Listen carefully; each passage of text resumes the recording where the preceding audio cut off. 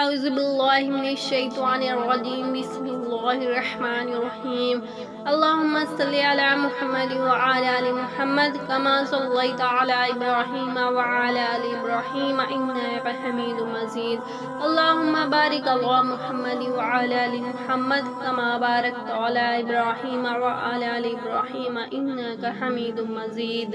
تمام حمد و ثنا رب العزت کے لیے ہے، جس کی رحمت سے نا امیدی نہیں، جس کی مغفرت سے نا امیدی نہیں، جس کی نعمتوں سے دامن خالی نہیں، جس کی رحمتوں کا فیضان کبھی رکتا نہیں۔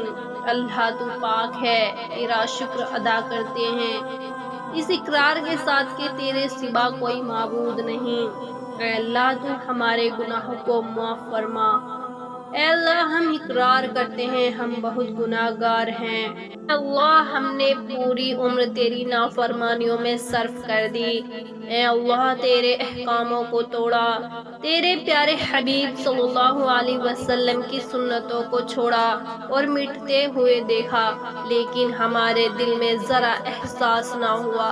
اے اللہ تو محض اپنے فضل و کرم سے ہمارے اس جرم عظیم کو اپنے مراحم خسربانے سے معاف فرما۔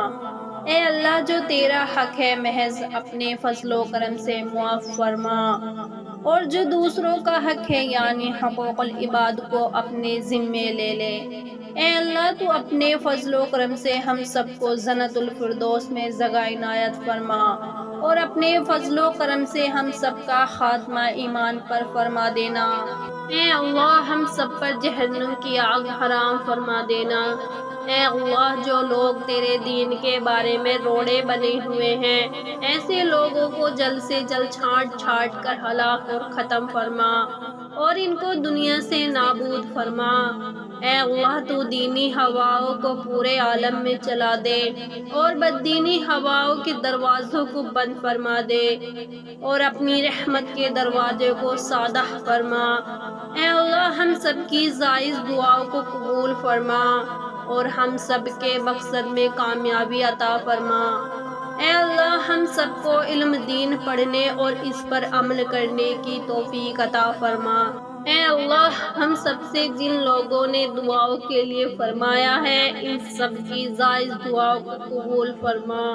اے اللہ تو بیماروں کو شفا عطا فرما، بے روزگاروں کو روزگار عطا فرما، اور حلال رزق عطا فرما، اور روزگاروں کی روزی میں خیر و برکت عطا فرما، اور حلال روزی عطا فرما، اور حرام روزی سے محفوظ رکھ۔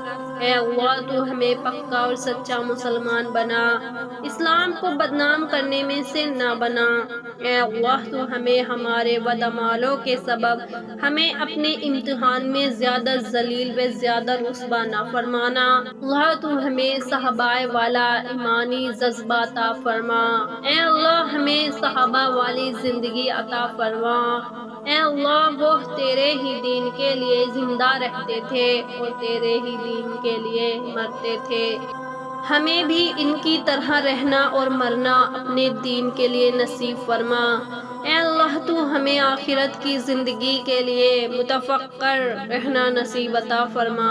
اے اللہ تو ہمارے دلوں میں آخرت کا خوف اور ڈر عطا فرما، آخرت کی پوری تیاری کی توفیق عطا فرما۔ اے اللہ ہم جس طرح سے آج خانقی معاملات میں بے چین اور پریشان رہتے ہیں، اس سے کہیں زیادہ اپنے دین کے لیے بے چین اور پریشان رہنا نصیب عطا فرما۔ اے اللہ تو ہماری اولاد اور نسلوں کو ہمارے لیے ذریعہ نجات عطا فرما دینا، ذریعہ ہلاک نہ بنانا۔